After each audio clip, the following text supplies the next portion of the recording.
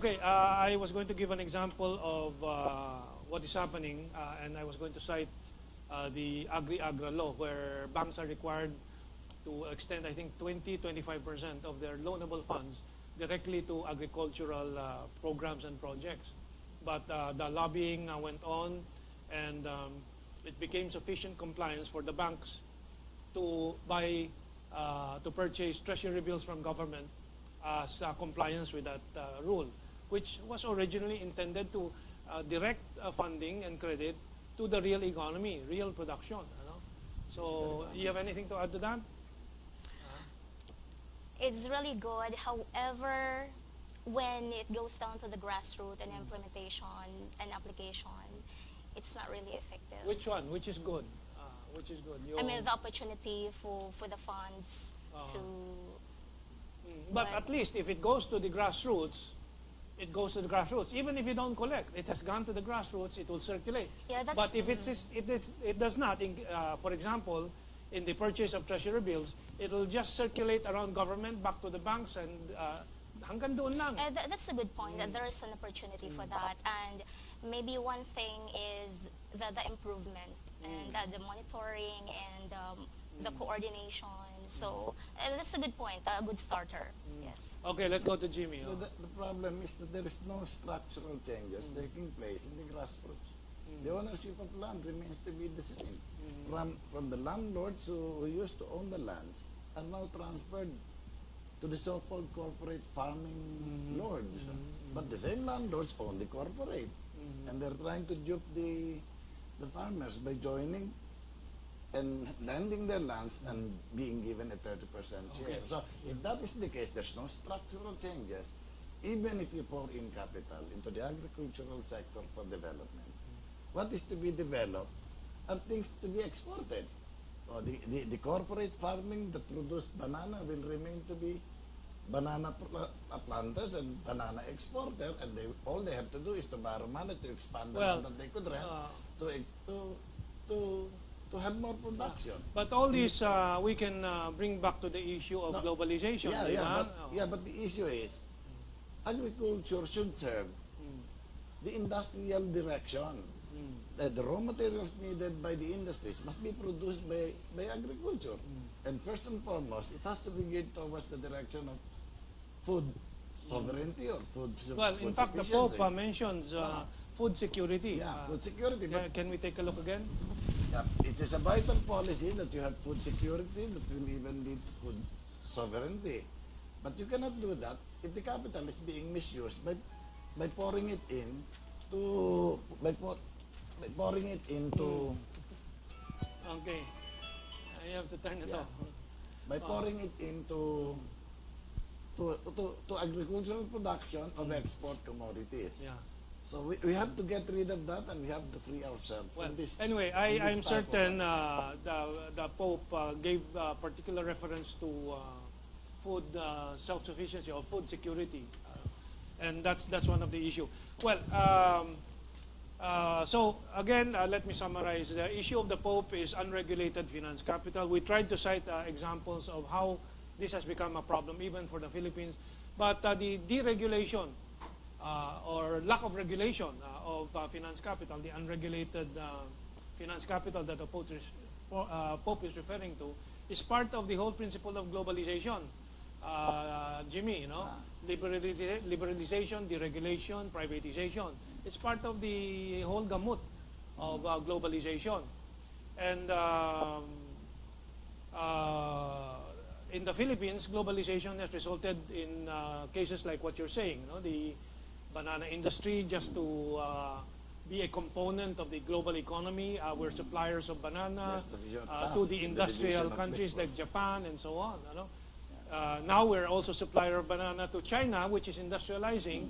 And anytime the Chinese or China wants to turn off the purchases, we have problems, and we lose our leverage in other issues like the West Philippine Sea issue, di ba? Kaya nga yung naging issue yung over-concentration of wealth. Like for example, in our case, we remain to be agricultural. and yet the ownership of land has not yet been fully distributed No. to the land farmers in spite of the comprehensive agrarian reform program. But even if you have the distribution or no, that issue, it's still under the umbrella of globalization. Yeah. That's the And reason the why. question is globalization intrinsically connected to the unregulated finance capital? Yes. It is, di ba? Oh. Yes, yeah. And that's the reason why the policy remains to be a dictated policy as a result of the onerous multilateral agreements or bilateral agreements that government entered into. So there is no basic changes. We remain to be underdeveloped, and there is massive unemployment. The income bracket of the poor remains to be very low. Well, there is an overconcentration of 90% of the wealth in the hands of a few individuals. Yeah. Well, that's why we have to focus on the root problem or the root issue. No? Yeah. And again, that's why the Pope focused on unregulated finance capital. Because that is the root of all globalization also. And what is the question? Earlier I said we have to go back to the question of usury. You're familiar with usury? Yes. Yeah, go ahead. Yes. Just Yes. a note with the message. I like to think that the message is not so much as to attack the government or the embrace capitalism in each society, for example, in the Philippines. It is a suggestive, like, help, for to the state, so that because this capitalism, the globalization, is actually is innovation that creates lots of opportunities and freedom for each player to maximize whatever potential and resources. In a sense, that is as well. There are effects, there are failures. Instead of being negative in a sense and skeptical, we start from there, and we do constant improvement. Yeah. So, But we are coming at the end point of around 30 years of globalization of the global economy, and judgments are being made, and there is a general sense now that globalization has failed. In fact, there's a recent article by Robert Samuelson, The Retreat of Globalization. Even the U.S., I think Apple has started bringing in operations back to the U.S. It's starting with a small amount of reinvestment in the U.S., 100 million, but Robert Samuelson says it's a beginning. General Electric is also bringing back production from China slowly to the U.S. It's not going to be an overnight event. What you just explained is the doctrine about globalization. It is good in general, it creates opportunities, but actually the UNESCO has concluded that there are more poor people after globalization. I'll give you an example. Privatization of water has increased the cost of water all over the third world. So poverty has increased because of that. Why? Because finance capital again took over and privatized, pressuring governments to privatize water and electricity and so on. And with the profit motive of this finance capital coming in, tumataas ang lahat ng mga singil sa mga ito. And in the Philippines, a very clear case, Manila Water increased its rates just 2 days into the new year. From what MWSS was charging at around 2 pesos per cubic meter before, Manila Water is anywhere from 30 pesos to 40 pesos. Yeah. With regard to the globalization, way back then, that was an idea that was implemented as a result of deficiency or inefficiency that's being observed. And it seems like a trial and error. So we're learning through the years. Yeah, but there are some of us who, from the very beginning of globalization, like Jimmy Regulario, myself, and others, who have always opposed this, because I think this is the dialogue I wanted with the younger generation. Because from our experience, every nation should set up its own self-sufficient economy, so that you are not chained to the interest of the powerful countries. For example, the Philippines now has to import patis, butong pakwan, our peanuts are imported from China.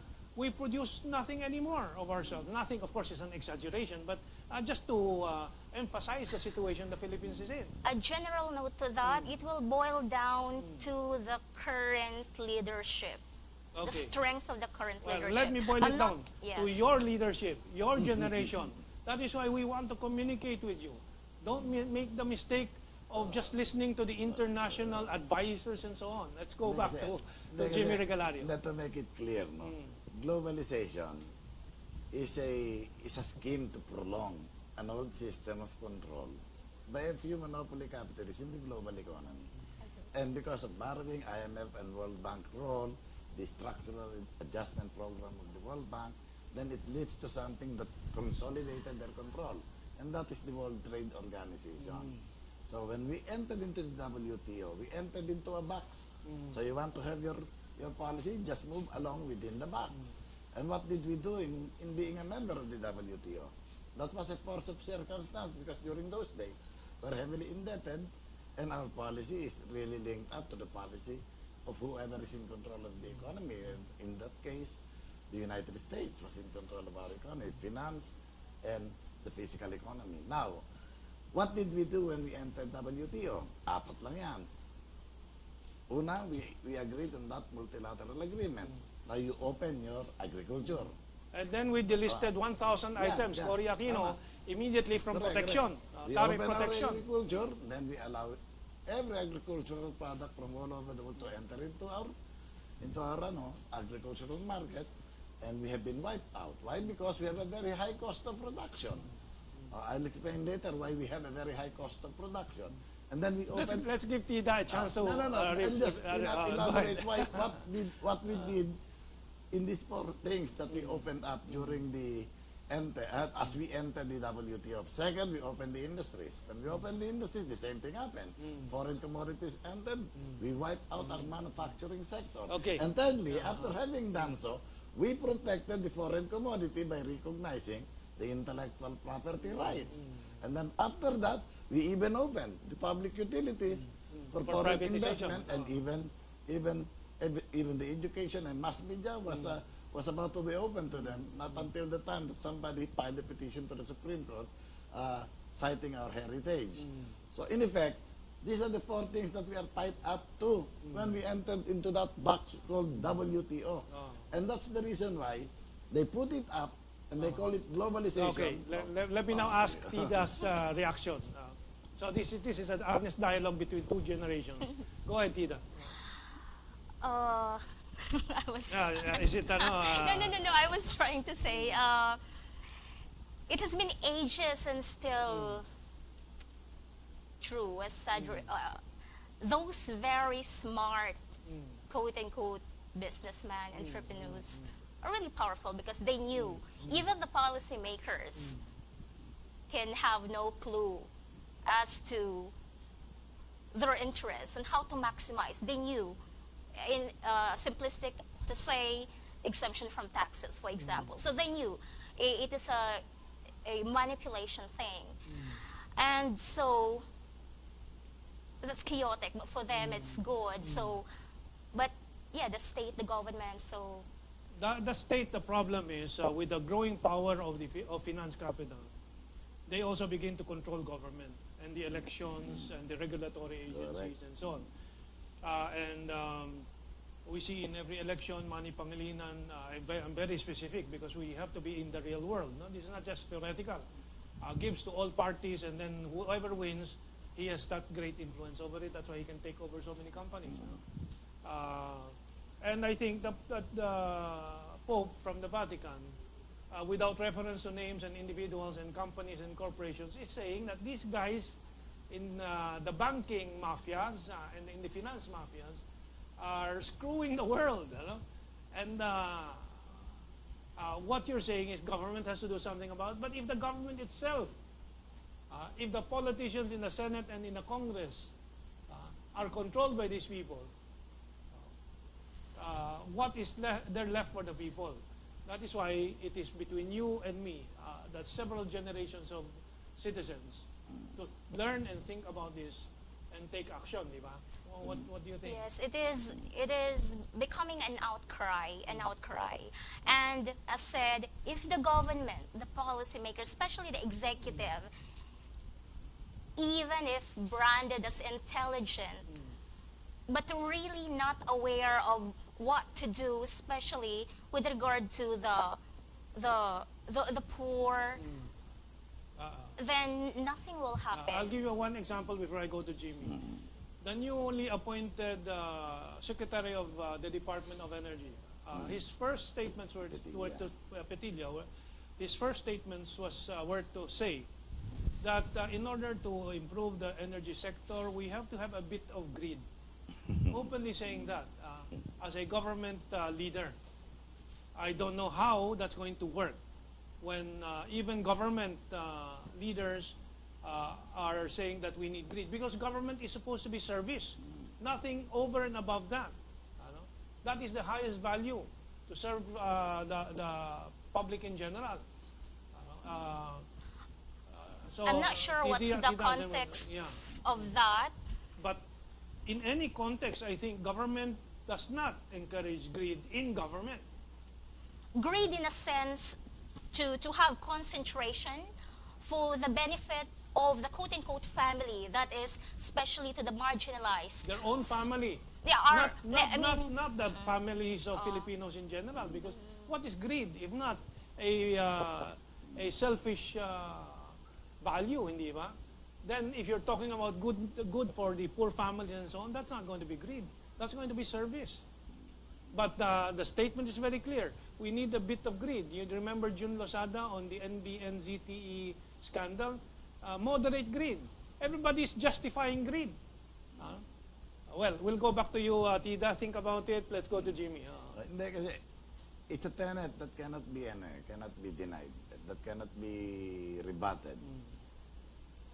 Political power emanates from economic power. And then economic power is maintained through the development of a culture that serves the economic interest. So that is a basic and a universal theory that you cannot change. So what's happening now should be governed by that tenet or by that universal theory. Who are in control of the economy? The WTO, when we enter into it, then the landlords will have to produce the commodity that is needed to export, because we have to have export crops from the land. So the landlords became landlords in spite of the CARP.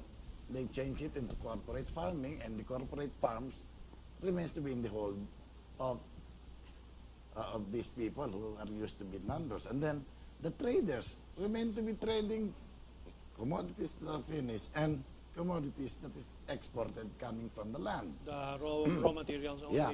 So they're the ones accumulating, kaya merong movimiento throughout the world, 99. Because there is an concentration of economic power in the hands of a few individuals. In our case, maybe financial power also. 1 to 2% to 3%, around 200 families in control of the total wealth. Also, they're in control of the total wealth. Now it is manifested in the seizure or capture of political power in election. Who are getting elected? Those who have this money. Yeah. So this 1 to 3% who has the money or the economic power finance their candidates, or they themselves run as congressman, and then senator, and president. They augment their family power, economic and financial power by using the pork barrel. Correct.